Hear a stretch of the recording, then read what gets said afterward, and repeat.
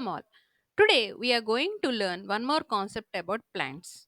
In the last class, we have studied about reproduction in plants. We have learned that the flower is the part of the plant which helps in the sexual reproduction and helps in the formation of fruit. The fruit contains seeds. After fertilization, ovary develops into fruit and ovules develops into seeds. When these seeds fall on the ground or when these seeds are sown in the soil, they germinate and give birth to new plants. But sometimes we observe that in the cracks of the walls or on stones and rocks, the growth of plants we can observe. How this is happening?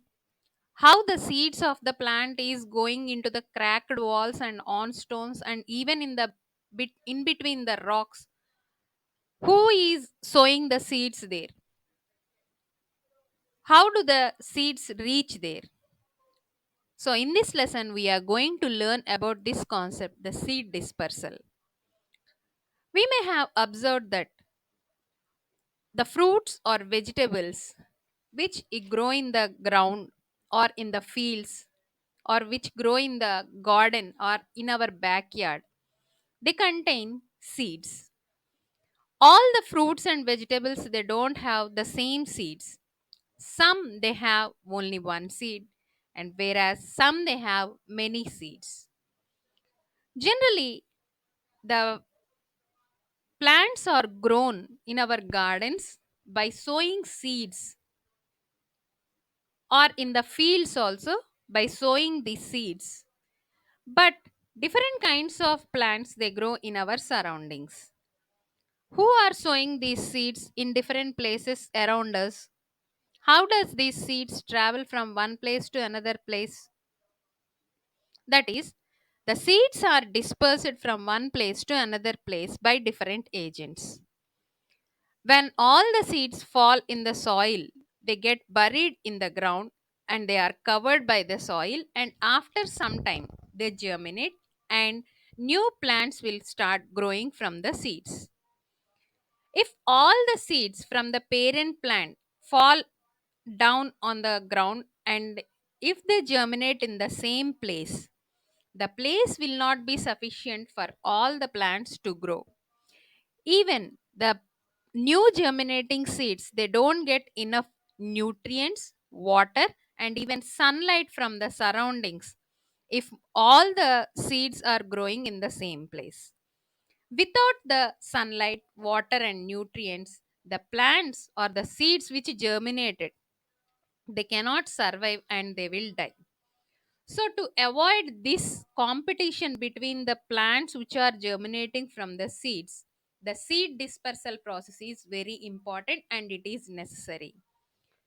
To grow the tiny plants of same species, to get sufficient nutrients, to get proper sunlight, and to have proper space to grow, from the mother plant, the seeds are carried away to different places and they are grown. This process of carrying seeds from the mother plant or from one place to another place is called as seed dispersal. When seeds are dispersed, they get enough water, nutrients, and minerals for their growth. This process of seed dispersal varies from one plant to another plant. Different plants have different mechanisms for the seed dispersal process. Let us study how the different seeds are dispersed in different ways. When we observe different kinds of seeds like poppy, grass, bendi, coconut, all these seeds they don't have the same type of structure, shape, size. Different seeds have different features. Like some seeds have hair on them.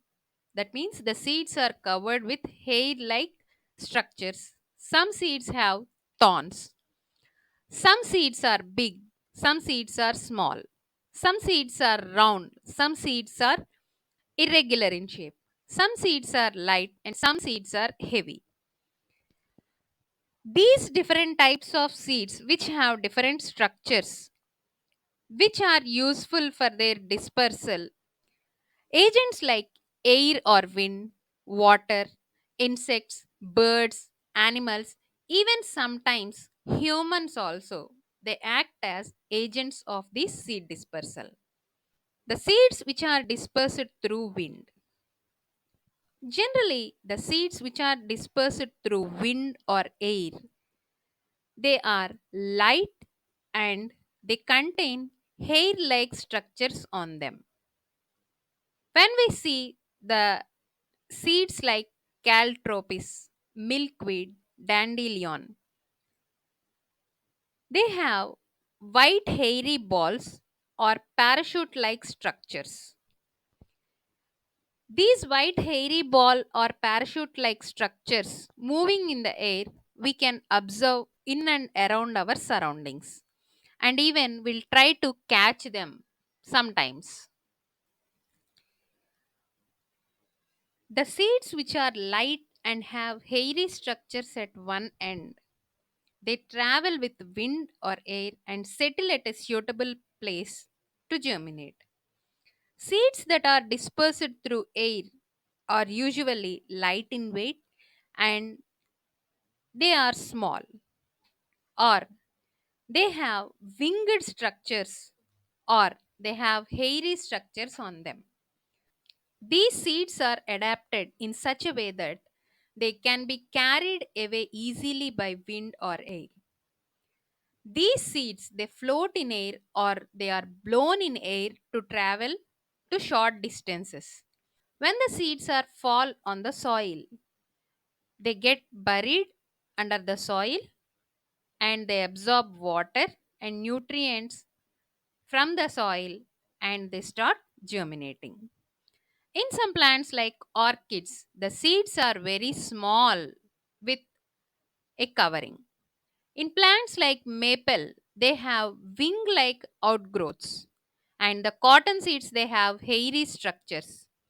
All these types of specialized structures present in these seeds will help for the seed dispersal through air. Dispersal of seeds by water. The seeds which are adapted to float on water, they are usually light in weight. These seeds have an outer covering around the seed